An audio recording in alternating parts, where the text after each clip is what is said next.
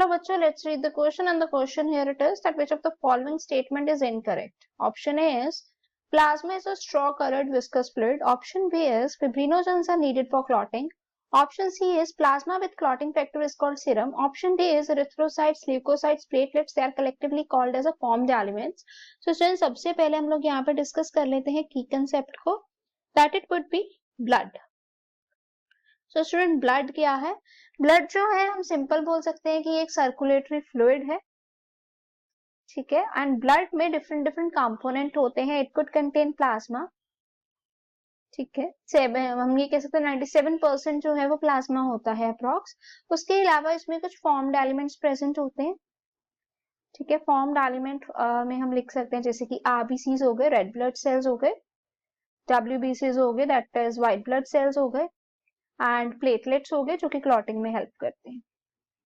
सो अब हम यहाँ पे वन बाय वन ऑप्शंस को देख लेते हैं स्टूडेंट. सबसे पहले है कि प्लाज्मा जो है वो स्ट्रॉ कलर का विस्कस फ्लूइड है. सो स्टूडेंट, जो प्लाज्मा होता है वो स्ट्रॉ कलर का विस्कस फ्लूइड ही होता है. तो ये जो है ये करेक्ट स्टेटमेंट है, ट्रू स्टेटमेंट है. नेक्स्ट हम बात करते हैं स्टूडेंट फिब्रिनोजन.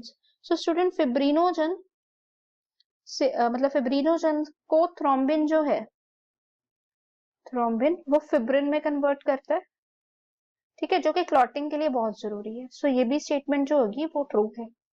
अब हम बात करते हैं थर्ड स्टेटमेंट की, plasma.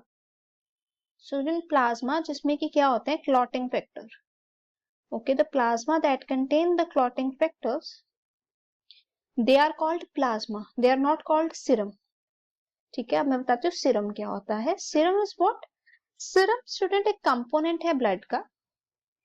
It could be a component of blood that is left after clotting,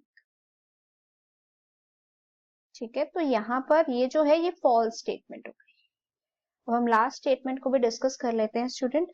erythrocytes, erythrocytes का मतलब हो गया स्टूडेंट आरबीसीज, ल्यूकोसाइट्स का मतलब हो गया डब्ल्यूबीसीज, एंड प्लेटलेट्स. तो ये फॉर्म्ड एलिमेंट्स होते हैं. ये मैंने आपको अभी जस्ट की कंसेप्ट में बताया. तो ये भी ट्रू स्टेटमेंट. तो यहाँ पे हमें इनकरेक्ट स्टेटमेंट बतानी है, that it would be option C. Hope it is clear. Thanks for watching.